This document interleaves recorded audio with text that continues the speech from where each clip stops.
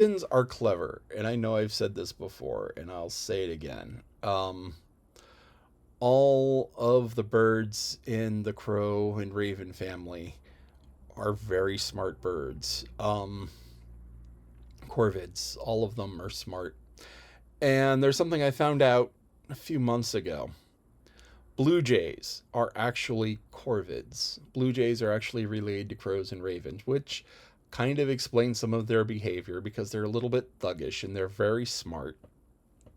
But anyway, crows can be taught to speak. Just like parrots can be trained to speak English, crows can be taught to speak English. It's difficult and it's complicated, and since they're wild animals, they're not kept. But crows can be taught to speak English, which is really kind of cool. So, would the crow be able to tell this big, long, complicated story? Probably not, but it would be able to manage Timmy's Down the Well, which is a Lassie reference. Lassie was a TV show. Boy with a dog. Dog was Lassie. Collie, smart dog. And in the TV show, Timmy was always getting into misadventures. So Timmy would be down the well. And then Lassie would go and tell everybody. And it's like, what? Timmy's down the well?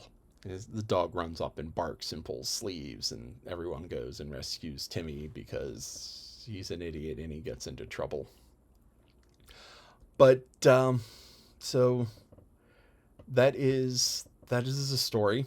She heard about, this person coming in and thinking it's Kay. And it looked like him about the neck, so maybe. Person came in poorly dressed, like Kay was, but lots of people are poorly dressed. And when I was reading this, I thought back to the fragment of the mirror in his eye. And so everyone walks in, and you have these gentlemen and the courtiers and the servants having servants, and all of these different people, and all of this gold, and all of this silver. And she was sitting on a pearl the size of a spinning wheel. I mean, a spinning wheel, it's like 2.5, 3 feet across. Some of them are even bigger, but usually you think of a spinning wheel, it's 2 or 3 feet across. And this woman is sitting on a pearl that big. Now, if you're to think about it, pearls come from oysters. And so an oyster makes a pearl that's much smaller than itself because, you have an oyster which is maybe gets up to be about this. I mean, there are some bigger, but you typically see oysters yay big. And this is 15 years of growth or something like that. You can count the stripes down the shell. But so 15 years of growth to get a shell this big. And the pearl that you would find is 1/10 of that size. So that's 15 years. And you don't find pearls. Pearls are rare. You can culture them where they take a little grain of sand and they put it in. It forces the oyster to grow them. But you typically don't find pearls. They're very rare, which is why they're expensive. But anyway, so imagine it.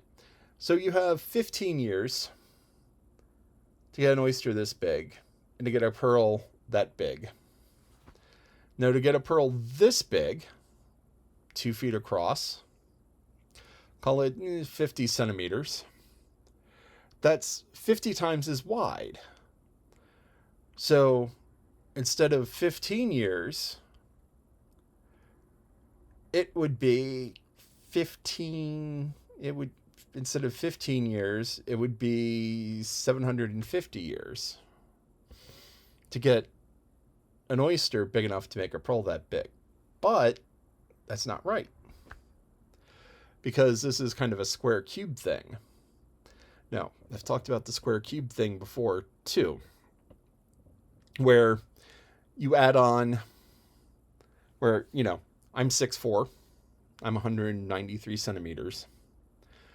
And if I were scaled down to the size of an ant, if I were scaled down half my height, my weight would be 1/8. Because I would be half this way and half this way and half that way. So I would be like 1/8 of myself. And because pearls are made by expanding layers over the top, that means that it has to be 10 times as big around this way and 10 times as big around that way. So that would be 100 years to make a pearl this big, assuming that it could even maintain the growth rate of that. So that's 100 years to make a pearl like this. And that's just madness. 100, sorry. That'd be 1,500 years.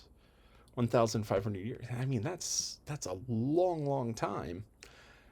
And then the oyster that made it. So you figure, you have a pearl like this. The oyster, the pearl's 3 feet across, 50 centimeters, 2 feet, foot in is 50 centimeters. Let's say 50 centimeters across. So you have the pearl being like this big across, and then you have the oyster 10 times as far this way. So, I mean, you're dealing with an oyster the size of houses. And I think the largest oyster that's ever been found was about this big. And yeah, it did have some pretty well, the largest oyster that was ever found, the largest clam oyster, the bivalve, largest bivalve that was ever found was roughly the size of this pearl. So figure that you would have this oyster that's hundreds of years old, clam, whatever, scallop, that's hundreds of years old. That's the biggest one ever found.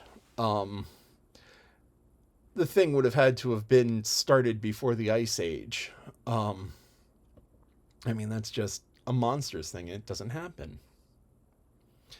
Now, this also reminds me of another story called The Pearl. And The Pearl is a story about a pearl fisherman. And the pearl fisherman has a wife and a child. And they live an okay life. He goes out, he fishes, he digs up pearls, or he digs up oysters for pearls. And when he digs up an oyster for a pearl, he takes it and he sells it to the merchants, and the merchants go and sell it in the city.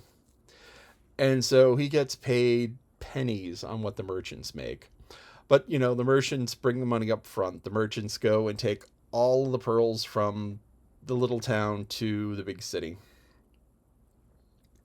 But anyway, John Steinbeck wrote a novel called The Pearl. And it was about this pearl fisherman. And there was a cave under the water, deep sea cave. And in it, there were these huge, huge oysters. I mean, we're talking the big ones here, some of the biggest ones ever found. And he decides that he is going to go and try and bring up one of those oysters. And everyone said the cave is haunted. Don't go into the cave. Bad things will happen to you. And he's like, no, I'm going to do this. I am going to provide for my family. I am going to make us rich. I am going to do something great. So he rows his little boat out. He takes his stone, because the way they do it is they have a stone, big stone, tied to a rope. And you grab onto the stone and you jump out of the boat. And the stone sinks and takes you right to the bottom, so you don't have to work swimming down. And the other end of the stone is tied to the boat. So you jump down, holding the stone, holding your breath. Down, down, down, down, down. And he takes his knife, starts cutting away at the oyster, trying to get it up. Finally gets it up, goes up, brings it to the surface. This massive, massive oyster. And he pulls up his rock and goes home. But anyway, massive, massive oyster. And he breaks it open and he finds a big pearl. I think this is the size of a golf ball. Can't remember how big it was, but I mean, it was the largest pearl that anybody had ever seen. Beautiful color. And so he went and he took it to the merchants, and the merchants were like, no, it's no good. It crumbles. We'll pay you double normal. And he's like, no. And so he and his wife and they pack up their kid, and they start heading towards the city. And then bad things happen, and the kid dies, and it's a terrible, tragic, tragic story. And he's like, why didn't I just stay at home? And because he loses everything that's important to him by pursuing the wealth. Uh, as I said, terrible, tragic story. Anyway, the princess was sitting on a really, really big pearl. It turns out that the prince wasn't who Gerda thought it was. It wasn't Kay. And the ravens got into a little bit of trouble. But an interesting thing was that they were promised a position. And so my guess is the prince and the princess were like, we'll just keep these troublemakers under watch. And so they keep them under watch. And so Mrs. Raven eats so much that she's like, I don't want to fly. I don't want to go anywhere. And I mean, they're being fed with kitchen scraps and breakage. Now, once again, one of the things I'm sure I've mentioned before, ravens collect shiny things. Crows, corvid, they all collect bright, shiny things. I, from what I understand, this is sort of a mating thing where it's like, look at all the shiny stuff I have. I am super awesome. So the male ravens are like, I am super awesome. The female ravens are like, this is a nice bunch of swag. But, so it's like nature with the peacocks, the big brilliant tails, with the crows and the ravens. It's like, how much stuff can we acquire? Sometimes it's stealing, sometimes it's just picking up garbage, but bright shiny things, sometimes coins, sometimes keys. But so anyway, they were promised all of this swag and all of this food, and the two of them were like, we're not getting any younger. We can just we can just retire. So the ravens retire, and Gerda gets shoes, new shoes. She lost her red shoes. She's been running around barefoot she ran around barefoot for most of the last chapter, but now she has shoes. And she has a coach with all sorts of goodies in there. Sugar plums. Sugar plums are awesome. Marzipan. Marzipan, let me tell you, marzipan is probably one of my favoriteest desserts. It probably is my favorite dessert. So marzipan is sugar and almond flour.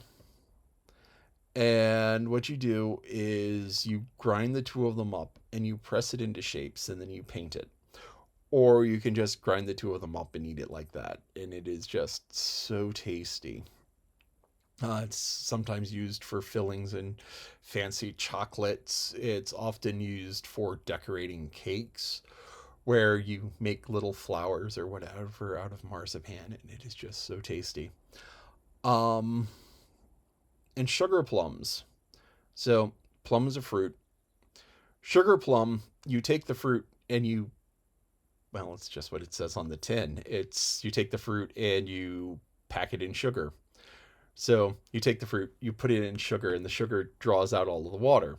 So as the water draws out of the plum, it shrinks. And as it shrinks, and then it shrinks, and it shrinks, and it shrinks until you get this little hard bit of chewy fruit that is just covered in sugar. And it's kind of like a gummy bear, but so much better. So much more flavor, so much real texture as opposed to just this sort of I bite into this textureless blob that sort of has flavor and does have color and it is okay. Sugar plum is you bite into it and you get these different textures and you get this explosion of flavor because the flavor stays in the plum. And the sugar just pulls out the water, but the flavor stays. So this is one of those things where humans have found the way to distill something down to its essence. And a sugar plum is like the essence of a plum. It is everything wonderful about a plum shrunk down into a very small piece, which is just cool. Anyway, so that is sugar plums. And so the carriage that Gerda is riding in is lined with these things. So she's in a paradise essentially, and she could have stayed with the prince and princess forever. I mean, I gathered because they were married, they were probably older than her. They were probably 18, 20-ish. They would have taken her on as a kid. She may have been running the kingdom, assuming they didn't have kids, or she would have been an aunt to the kids. And yeah, she turned down a great life because she loves her friend. And, friends who love each other go and they rescue each other and they help each other out when they get into shenanigans.